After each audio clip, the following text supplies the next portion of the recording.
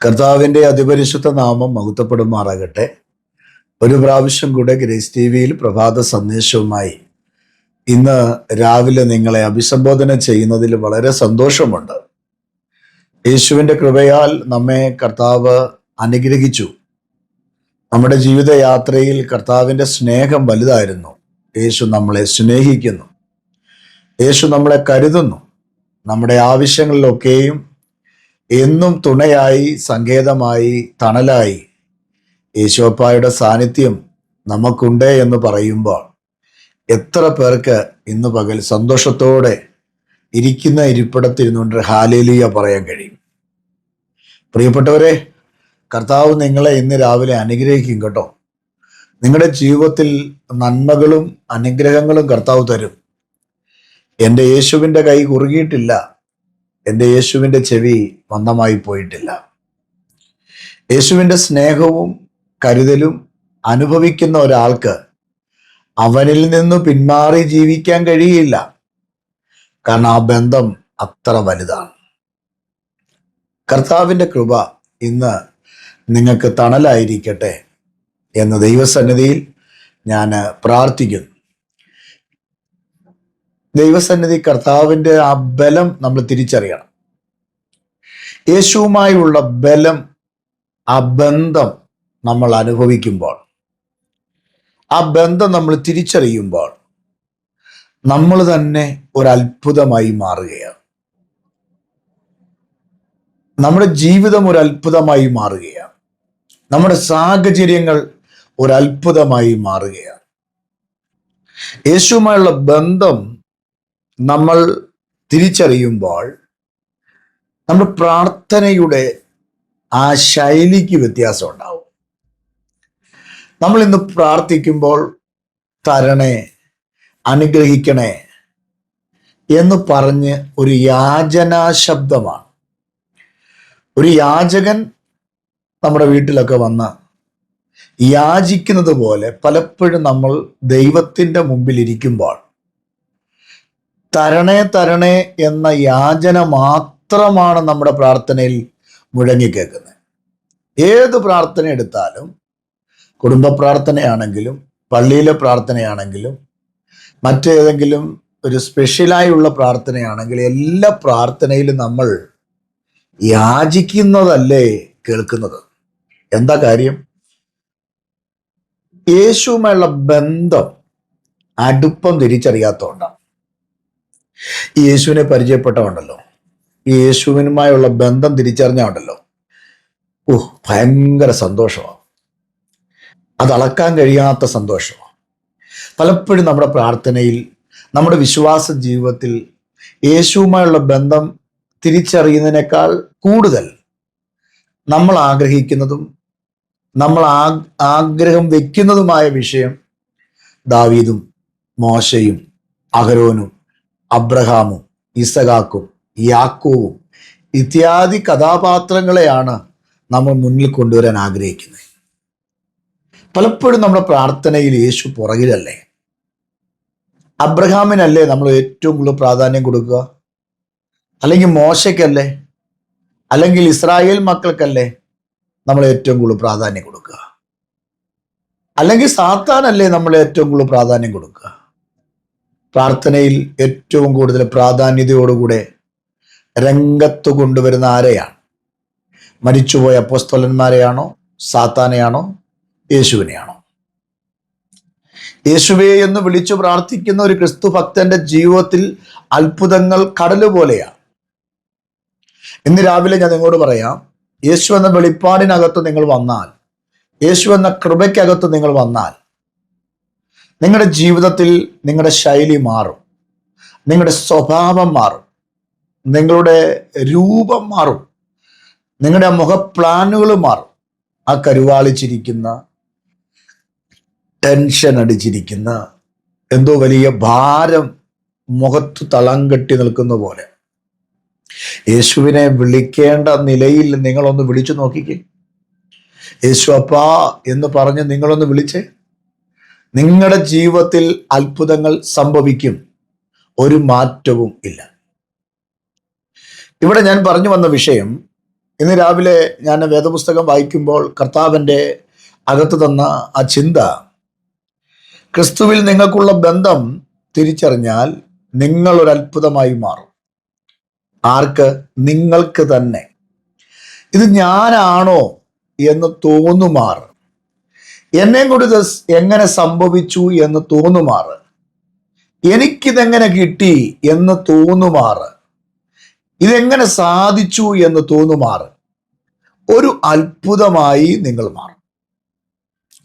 യേശുവുമായുള്ള ബന്ധം നിങ്ങൾ തിരിച്ചറിഞ്ഞാൽ മതി. എൻ്റെ അപ്പൻ്റെ കയ്യിൽ ഒത്തിരി പൈസ ഉണ്ടെന്നിരിക്കട്ടെ, ലക്ഷക്കണക്കിന് കാശുണ്ടെന്നിരിക്കട്ടെ. ഇനി ഒരു ഉദാഹരണം പറഞ്ഞാൽ, എൻ്റെ അപ്പൻ ഒരു കോടീശ്വരനാന്നിരിക്കുക, അല്ല വേണ്ട, ഒരു ലക്ഷപ്രഭുവാന്നിരിക്കുക. ഞാൻ ആ അപ്പൻ്റെ മകനാണെങ്കിൽ, അപ്പനുമായുള്ള ബന്ധം ഞാൻ നന്നായി കീപ്പ് ചെയ്യുന്ന, സൂക്ഷിക്കുന്ന ഒരാളാണെങ്കിൽ, അപ്പനെ അനുസരിക്കുന്ന, സ്നേഹിക്കുന്ന, ബഹുമാനിക്കുന്ന ഒരു മകനാണെങ്കിൽ, അപ്പൻ്റെ നന്മയിൽ നിന്ന് ഒരു ഓഹരി എൻ്റെ ആവശ്യങ്ങൾക്ക് വേണ്ടി തരും. അതുകൊണ്ട് ഞാൻ രാവിലെ പോയി അപ്പനോട് അപ്പാ വല്ലതും തരണേ അപ്പാ എന്ന് പറഞ്ഞുകൊണ്ടിരിക്കണ്ട. കാരണം എൻ്റെ അപ്പൻ എൻ്റെ ആവശ്യം അറിഞ്ഞ്, എൻ്റെ സ്കൂളിൻ്റെ ഫീസ് അടയ്ക്കുന്നത്, കോളേജിൻ്റെ ഫീസ് അടയ്ക്കുന്നത്, വണ്ടിക്ക് പെട്രോൾ അടിക്കുന്നത്, എനിക്ക് ആഹാരത്തിന് വേണ്ടത്, ടീക്ക് വേണ്ടത് എല്ലാം അപ്പൻ അറിഞ്ഞ് എൻ്റെ കയ്യിൽ തരും. കാരണം എൻ്റെ അപ്പനാണ്. അപ്പന് ഞാനൊരു മകനാണ്. അപ്പൊ നോക്കിക്കേ, അപ്പനും മകനും തമ്മിലുള്ള ബന്ധം കണ്ടോ? ആ ബന്ധത്തിൽ എവിടെയെങ്കിലും അകൽച്ച സംഭവിച്ചു പോയെങ്കിൽ, അപ്പനും മകനും എന്ന ആ ബന്ധത്തിന് എവിടെയെങ്കിലും ഒരു മാറ്റമുണ്ടായിപ്പോയെങ്കിൽ, മാനസികമായ നിലയിൽ ഒരു അകലം വിട്ടുപോയെങ്കിൽ, അപ്പൻ്റെ കയ്യിലിരിക്കുന്ന പണം എൻ്റെ കയ്യിൽ വരാൻ ഇച്ചിരി പ്രയാസമാവും. അതേസമയം അപ്പനോടുകൂടെ നടക്കുകയും അപ്പൻ്റെ ഇഷ്ടമനുസരിച്ച് ജീവിക്കുകയും ചെയ്താൽ അപ്പൻ ഇങ്ങോട്ട് ചോദിക്കും, ഡാ കാശ് വല്ലതും വേണോടാ, എന്തെങ്കിലും വേണോടാ എന്ന് ചോദിക്കുന്ന ഒരു അപ്പനുണ്ട്.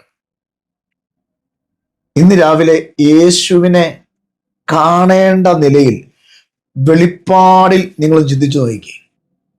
പലപ്പോഴും യേശുവിനെ നമ്മൾ ഏത് സ്ഥാനത്താണ് കൊണ്ട് നിർത്തുന്നത്? അകലം വിട്ട് നിർത്തുന്ന ഒരു അപ്പനെ പോലാണോ? അകലം വിട്ട് നമ്മൾ നിൽക്കുന്ന ഒരു അയൽവക്കക്കാരനെ പോലാണോ? അകലം വിട്ട് നമ്മൾ നിൽക്കുന്ന ഒരു ഓഫീസറിനെ പോലാണോ നമ്മൾ യേശുവിനെ കാണുന്നത്? അങ്ങനെയാണെങ്കിൽ നമ്മുടെ ജീവിതത്തിൽ വൻ പരാജയം സംഭവിച്ചിരിക്കും. എന്നാൽ ഒരപ്പനെ പോലെ സ്നേഹനിധിയായ ഒരു മകൻ അപ്പൻ്റെ അടുത്ത് ചെല്ലുന്നത് പോലെ അടുത്ത് ചെല്ലുന്നെങ്കിൽ നമുക്കൊരു വിടവുണ്ടാകുന്നില്ല, അകൽച്ച ഉണ്ടാകുന്നില്ല. അപ്പനുള്ളതെല്ലാം നമുക്കുള്ളതെല്ലാം അപ്പനുള്ളതാണ്.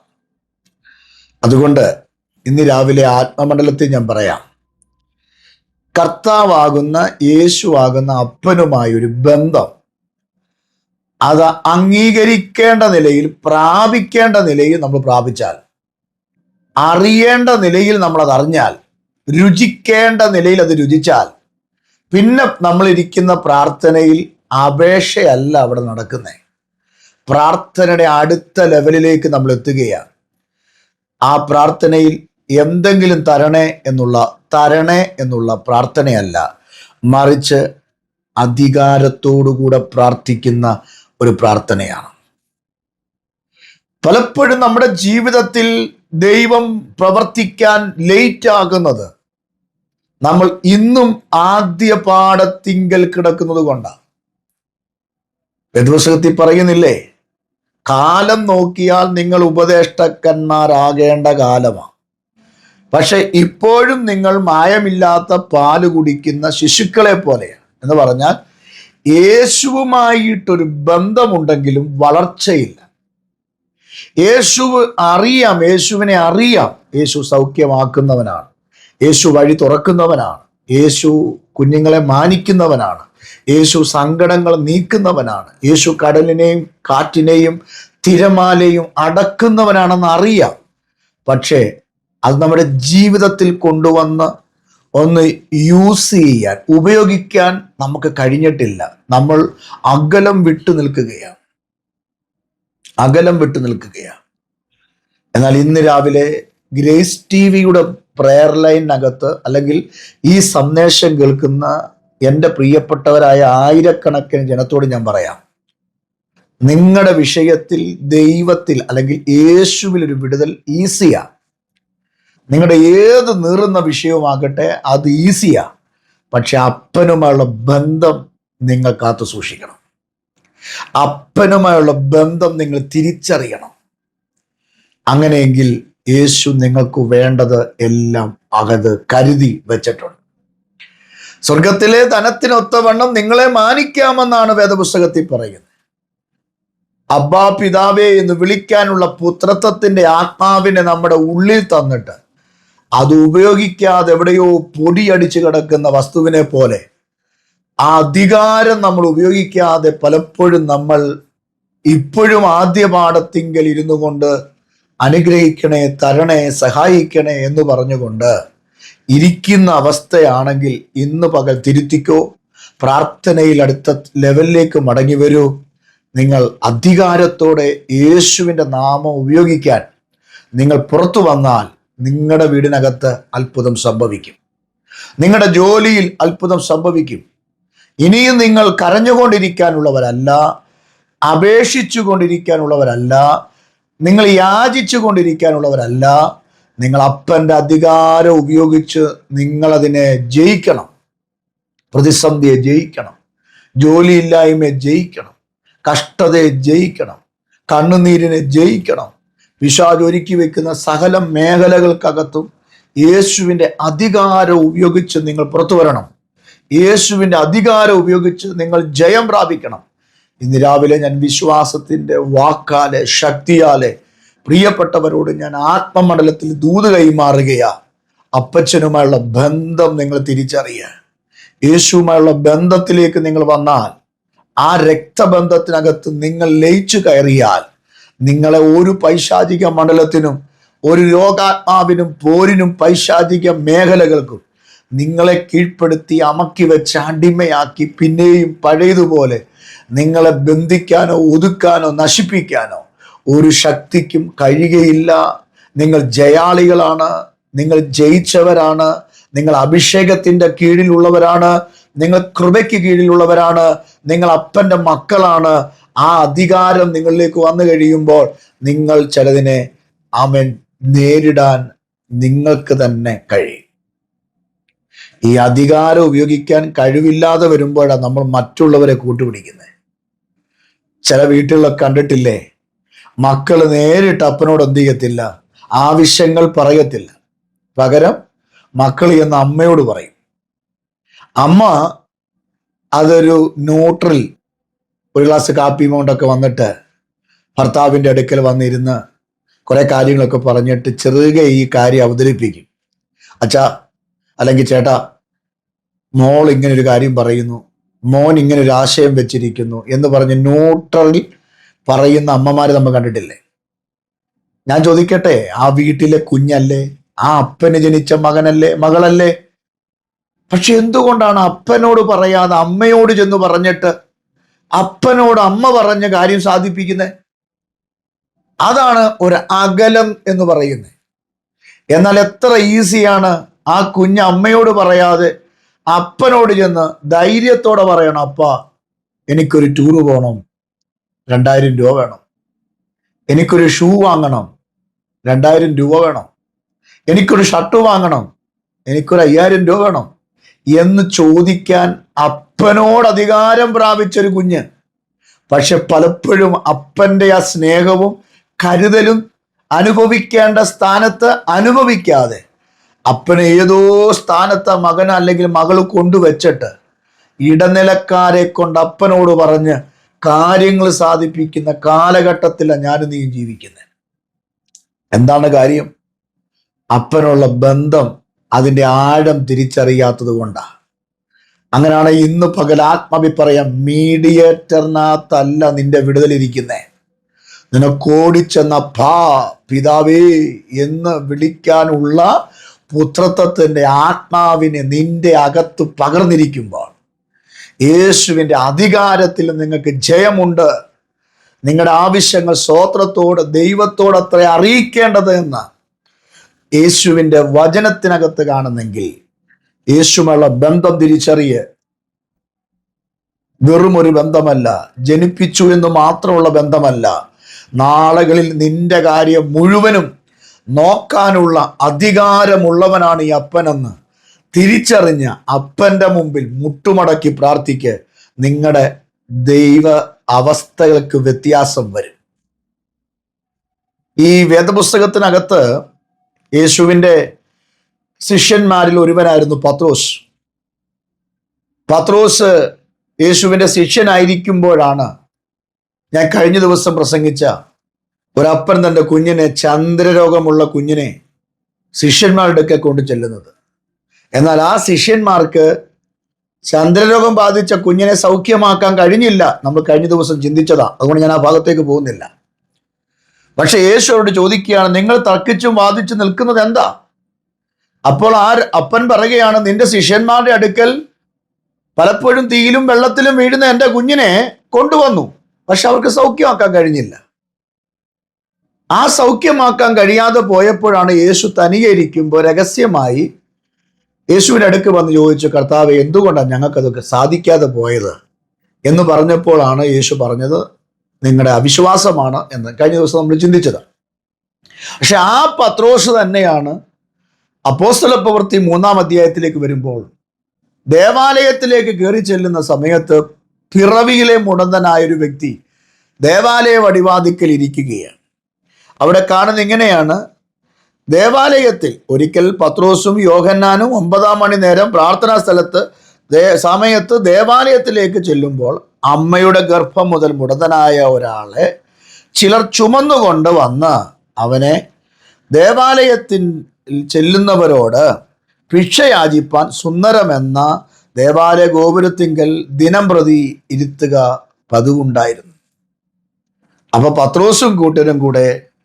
പത്രോസും യോഹന്നാനും കൂടെ ദേവാലയത്തിലേക്ക് പോകുമ്പോൾ സുന്ദരം എന്ന ദേവാലയ ഗോപുര പടിവാതിക്കൽ അമ്മയുടെ ഗർഭം മുതൽ മുടന്തനായി എന്ന് പറഞ്ഞാൽ ജനിച്ചു വീണത് മുടന്തവസ്ഥയിൽ ജനിച്ചു വീണു, കാലുകൾക്ക് പ്രയാസത്തോടു കൂടെ ജനിച്ചു വീണു.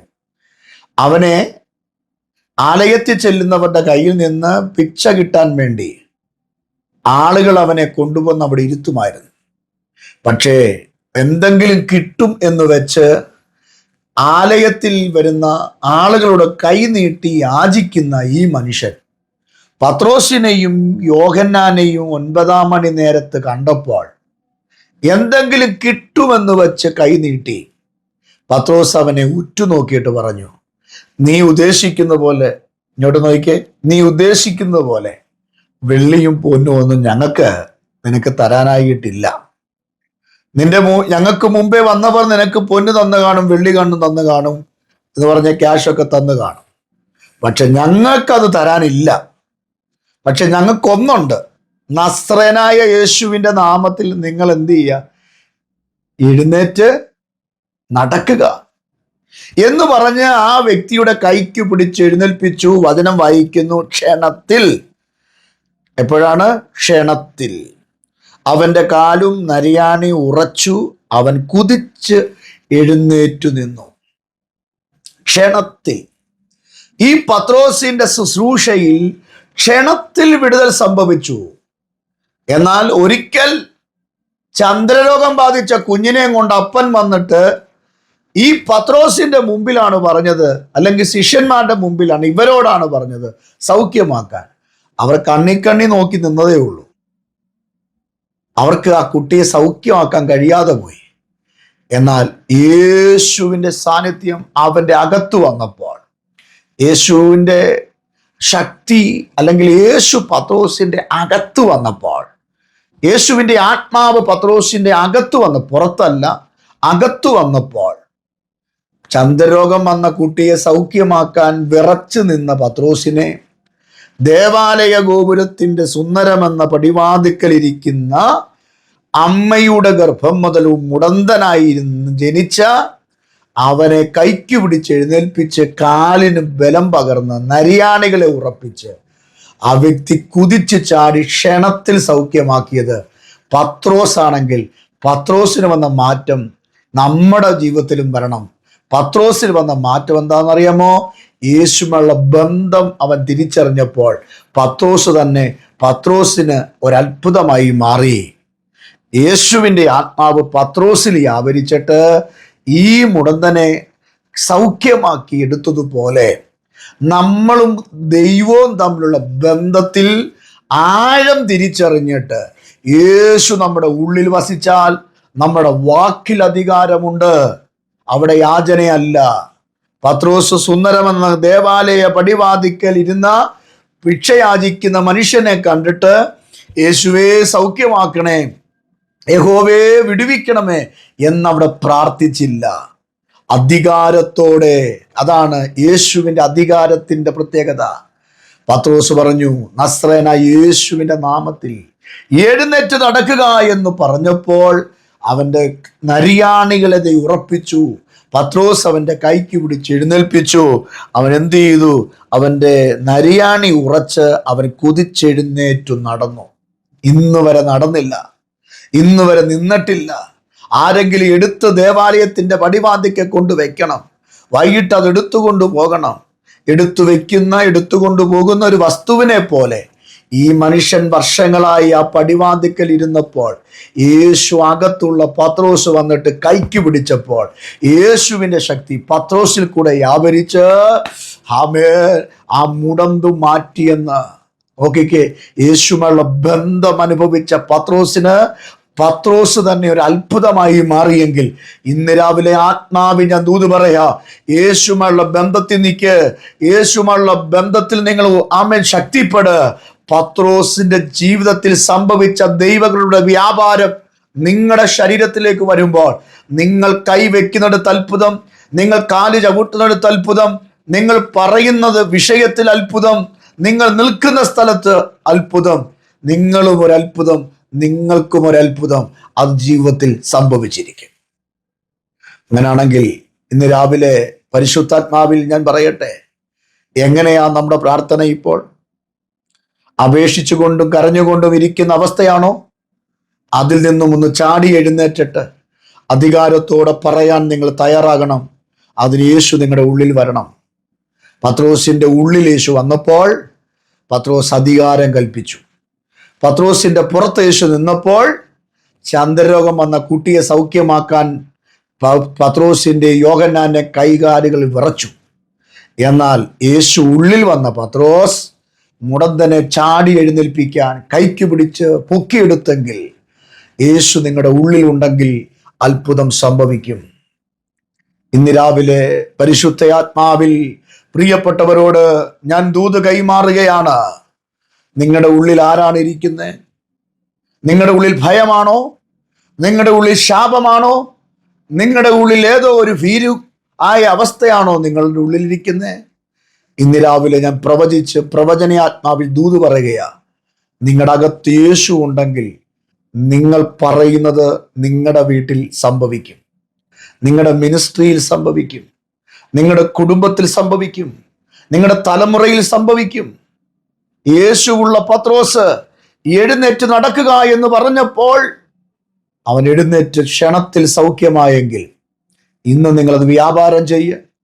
അധികാരം നിങ്ങൾ മൂടിവെക്കരുത്. ഒരു മനുഷ്യൻ പരദേശത്തേക്ക് പോകുമ്പോൾ തൻ്റെ വേലക്കാരെ വിളിച്ച് അവർക്ക് താലന്തുകൾ കൊടുത്തത് നമുക്കറിയാം. ഒരുത്തൻ്റെ കയ്യിൽ 5, ഒരുത്തൻ്റെ കയ്യിൽ 2, ഒരുത്തൻ്റെ കയ്യിൽ 1. 5 കിട്ടിയവൻ 5 കൂടെ വ്യാപാരം ചെയ്തു, 2 കിട്ടിയവൻ 2 കൂടെ വ്യാപാരം ചെയ്തു, 1 കിട്ടിയവൻ കുഴിച്ചിട്ടു. ഇന്ന് രാവിലെ ആത്മാവെ പറയാം, കുഴിച്ചിടാതെ വ്യാപാരം ചെയ്യണം. ഏത്? യേശുവിൻ്റെ ശക്തി, യേശുവിൻ്റെ അധികാരം. അങ്ങനാണെങ്കിൽ വ്യാപാരം ചെയ്യണമെങ്കിൽ ആ വ്യാപാരം ചെയ്യുന്ന ശക്തി എവിടുന്നാണോ ആ ബന്ധം തിരിച്ചറിയണം. യേശുവിൽ നിങ്ങളുള്ള ബന്ധം തിരിച്ചറിഞ്ഞാൽ നിങ്ങൾ ഒരു അതിശയമായി മാറും, ഒരത്ഭുതമായി മാറും. ഭാരപ്പെടേണ്ട, നിങ്ങൾ തന്നെ നിങ്ങൾക്കൊരു വിടുതലാകട്ടെ. നിങ്ങളുടെ കുഞ്ഞുങ്ങൾക്ക് നിങ്ങളൊരു വിടുതലാകട്ടെ. വേറെ ഏതോ ഉപദേശിമാരല്ല, നിങ്ങൾക്ക് നിങ്ങൾ തന്നെ ഒരു വിടുതലാകട്ടെ. അതിന് നിങ്ങൾ യേശുവിൻ്റെ ബന്ധം, യേശുവിനുമുള്ള ബന്ധത്തിൽ നിങ്ങൾ വരണം. ആ ബന്ധത്തിൽ നിങ്ങൾ വന്നാൽ നിങ്ങൾ അത്ഭുതമായി മാറും. പ്രാർത്ഥിക്കാം. കർത്താവേ, ക്രിസ്തു വെളിപ്പാടിനായി സ്തോത്രം. പത്രോസിന്റെ ഉള്ളിൽ യേശു വന്നു.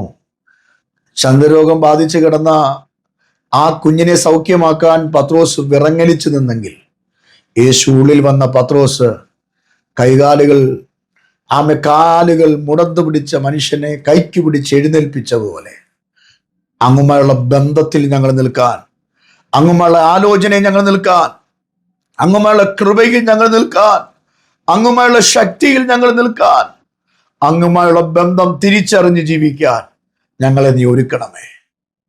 ഞങ്ങൾ കെഞ്ചുന്ന, ഞങ്ങൾ അപേക്ഷിക്കുന്ന, തരണേ തരണേ തരണേ എന്ന് പറഞ്ഞ് പ്രാർത്ഥിക്കുന്ന പ്രാർത്ഥനയിൽ നിന്നും അധികാരത്തിൻ്റെ പ്രാർത്ഥനയിലേക്ക് സ്റ്റെപ്പ് ചവിട്ടിക്കയറാൻ യേശു ഞങ്ങളുടെ ഉള്ളിൽ വരണമേ. അവിടെയാണല്ലോ അത്ഭുതം സംഭവിക്കുന്നത്, അവിടെയാണല്ലോ വിടുതൽ സംഭവിക്കുന്നത്, അവിടെയാണല്ലോ സൗഖ്യം സംഭവിക്കുന്നത്. അങ്ങനെയെങ്കിൽ ആ വചനം വെച്ച് നിന്റെ മക്കളെ അനുഗ്രഹിക്കുന്നു. വിടുതലാക്കി തീർക്കണമേ.